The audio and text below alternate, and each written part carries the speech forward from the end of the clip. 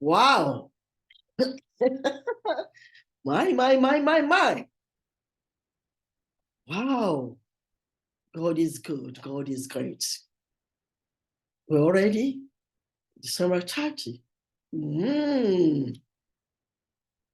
Little, we have some few hours to say bye to year 2022. And by God's grace, we shall all witness year 2023. I want to wish you Happy New Year in advance. And I want to thank you, all those who have stayed with me throughout this year 2022. Those who prefer my Tuesday video or those who love my Friday's video. I love you all and I thank you all. My name is Josephine. I am your digital professor. Tuesdays, I teach a core course in my area of specialization, philosophy of religion and theology. And if you have been through to this channel, we have gone through various courses from environmental philosophy of religion and eco-theology to philosophy of religion to free will and determinism, which last Tuesday, or just this Tuesday, that we ended with open theism. And by God's grace, next week, when we enter into the year 2023, I'll be starting another teaching on liberation and Black theology. And then we've had so many different important germane issues trending contemporary on Fridays like this. I've spoken on some types of etiquette in certain things. I'm coming back today with a form of etiquette, especially, there are parties around this time. We'll be going into other people's homes. So I want to share with you 11 faux pas that we should avoid in people's homes. When you are not in your space, when you are in somebody's space, no matter how close that person's to you, there are certain things you must avoid doing, except you have the express permission of your host. And that's what I'm sharing with you today, which is Friday tonic. I love Fridays, and I always say, it's Friday, come and drink my tonic, it's Friday. I serve you sweet Friday tonic to set the throne for the weekend. So I'm sharing with you today 11 faux pas kind of etiquette, things we should know, things we should avoid when we go into people's homes. I want you to join me in line with Jose before I continue.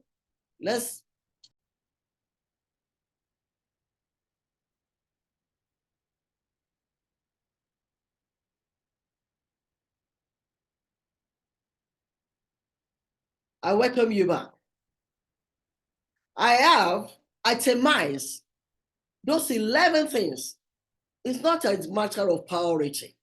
It's just the way it comes to mind. And all the things I have put there for the faux pas you should avoid when you go to people's homes. Experts, etiquette experts all over agree on these 11 things, 11 points.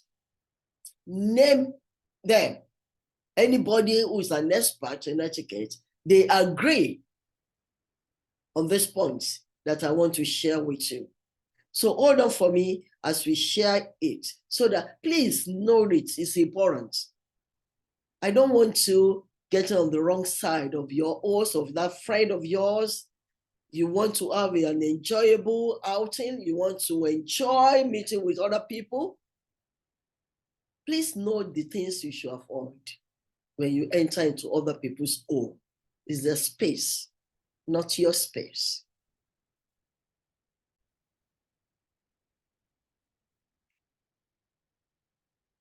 Honestly, when you go into other people's homes, there is no free reign to behave as you like.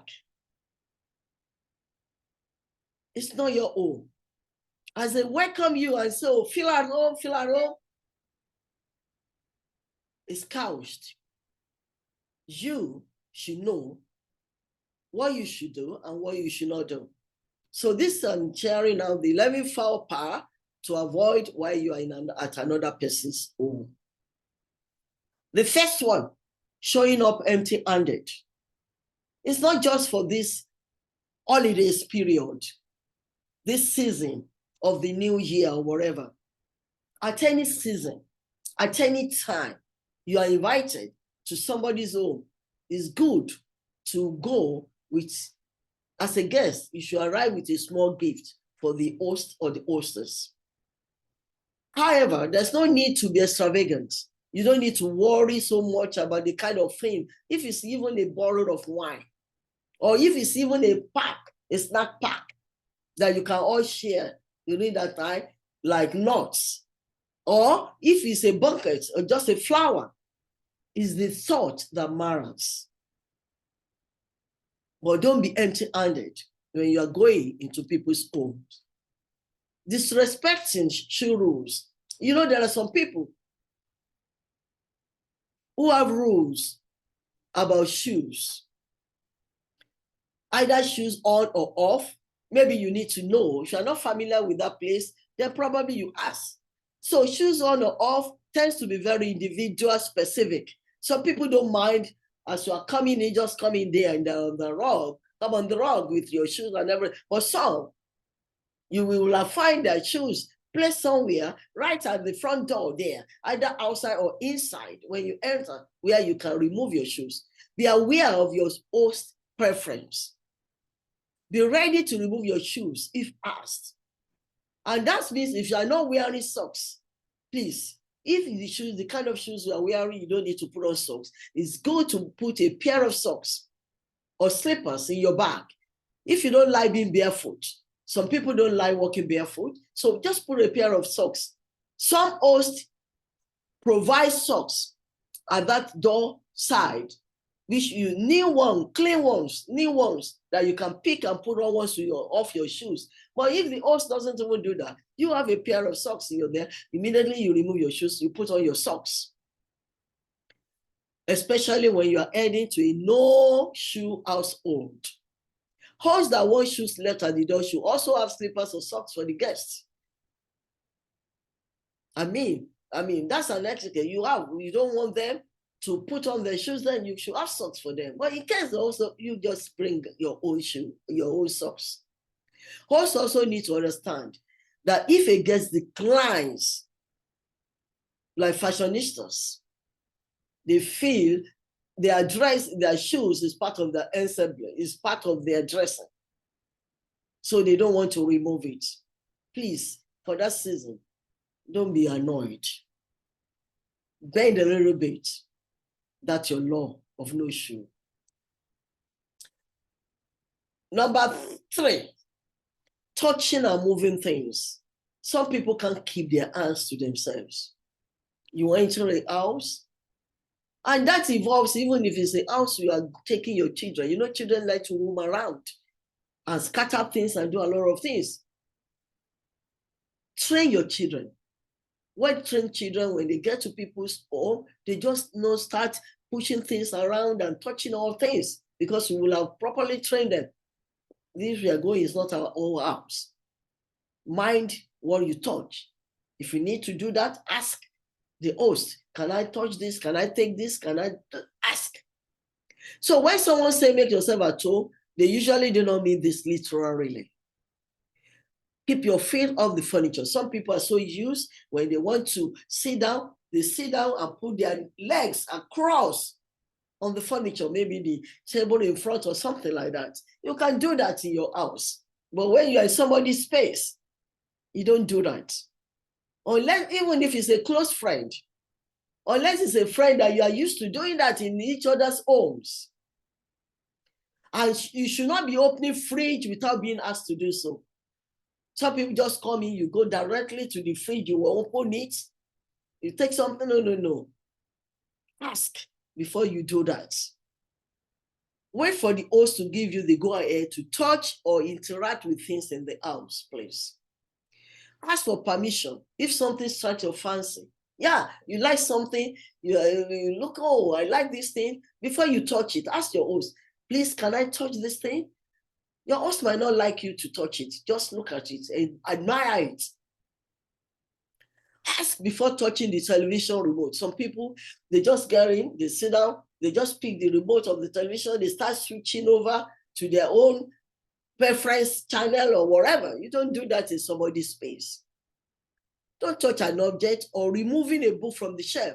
Some people are just like books. You go into the shelf, you just see books, you start arranging. I mean, you don't know how that person has arranged his bookshelf, and you just start removing books anyhow. You don't do that in people's home without asking your host. 4, expecting it all. Yeah, some people love it when you come into their home, maybe for the first time, they like to take you around. So wait to be invited for a tour by your host to take you around the house, the space. Don't demand a tour of someone's home unless invited. Don't come in and start saying, I love this, your home. Yeah, take us around. Let's see what you have here. Don't do that.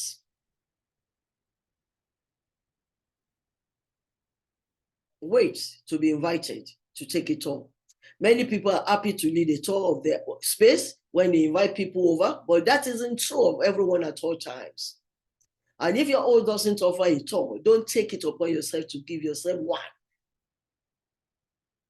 Some people will just leave others and start going from people's rooms to another room, opening kitchen, opening. You don't do that. 5, overstaying your welcome.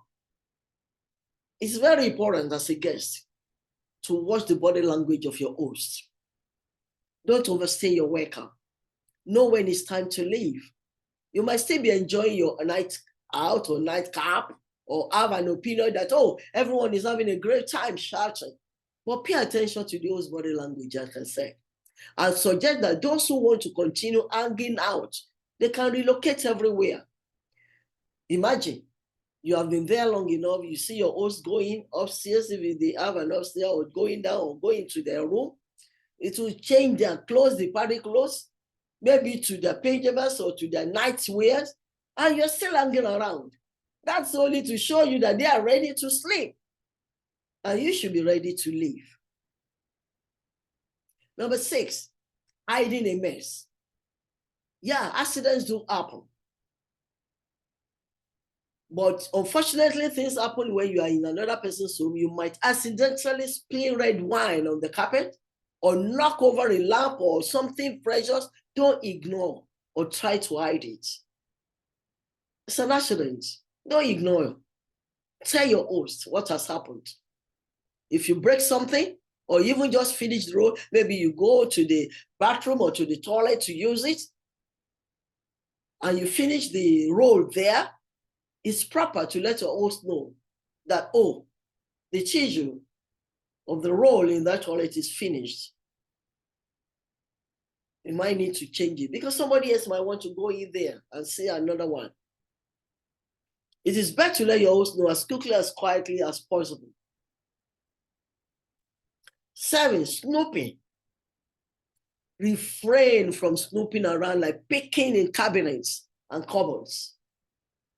Some people just like open people's cabinet. You don't know. I mean, you don't. No, it's not your space. Don't do that in people's homes. This is the all to look inside, even the medicine cabinet in the bathroom. Oh, you excuse yourself, you go to the cabinet, you want to go in there, you go there. Do what you have gone to do there. Don't be opening the cabinet. Do you know some people bring some glass bubbles or whatever in the cabinet that can tell them if somebody has opened it, and that thing later it clicks and it makes noise. Everybody there and outside, we hear that something is happening inside their place. So don't try to open anybody's medicine cabinets. 8, never show up with unexpected prompts. You are invited either for a party You are invited for a nightcap or a night out with a friend. If you have a visitor in your own house and you can't leave that visitor to go, let your host know there is somebody with you who might likely come, and let your host agree that you can bring such a person along. Never extend an invitation to others without getting the go-ahead of your host. Unless you are explicitly told that you may bring a +1 or plus numbers. Some people don't mind. They are having a party. Oh, they tell you, bring people, let them come. Or provided for them. Some people are provided maybe just for 5 or 10 people. And you are coming, you are bringing 2 or 3 more. How do you want them to accommodate that if you don't let them know before? Even if it's a casual gathering, let the host know you are not coming along. Number 9, share your dietary restrictions before. If you have been invited for a meal and probably you're a vegetarian, it's better to let your host know your dietary restrictions. Either whatever, sometimes react to certain things like nuts or whatever, the kind of thing, in advance. Not when you sit down at the table. It's not when you sit down at the table to eat, you now start saying, oh, I don't eat this, I don't eat that. Share it with your person. Or you are going to a home, you know they eat pork there, you don't eat pork. Let them know in advance that, I'm sorry, I don't eat pork. So they prepare, they have something else ready for you when they are all enjoying their pork. Don't just expect the meal to be vegan friendly or not contain any of your allergens. If they know that you react to certain things, they will not put it in the food that is going to be general for everybody to eat. They will not add it if they have the prior knowledge of that. Tell your host as soon as possible about your restrictions and stick to actual restrictions, not preferences. I'm talking about things that you are allergic to now, not preferences. Oh, I don't like this. I don't like, no, not preferences. You might not like it, but you are not allergic to, you are not allergic to that thing. So if you take another thing, if it's not your preference. So stick to your actual restrictions, not preferences. Pet, feeding the pet. Yeah, you might love pets. You might even have the same, maybe dogs or cats, and those maybe they come under the table. But do you know the kind of thing they feed their own? So don't feed the host pet under the table unless you ask your host first. You don't know the kind of dietary restrictions they have for their own pet. You don't know.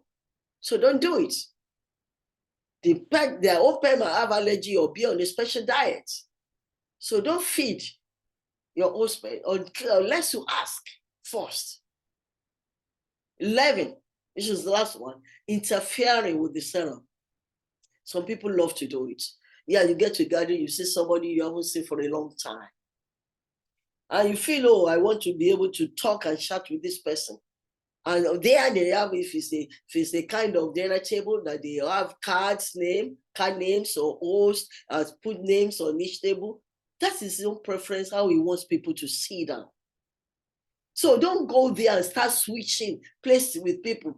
You take your own to next one, you take that person to come next to you. It's not done. Leave the preferences of your host, the way the table has been arranged. The person you can still talk to during the cocktail or after the meal, you can still go and chat and talk to such a person. People put time and effort into hosting events like dinner parties, so respect what they put together and don't try to interfere or make changes. Please. I want you to have a fantastic get-together, fantastic holidays, enjoying people's homes and your space. But do not forget this 11 faux pas that you have to avoid. Thank you for joining me today. I appreciate you all. Well, please, feedback or comments, look at my description link for my email and get back to me to my email. And please, thank you for being with me this year. Let's continue to be together in the year 2023. I love you all. Have a blessed weekend. It's a fantastic weekend because we are changing.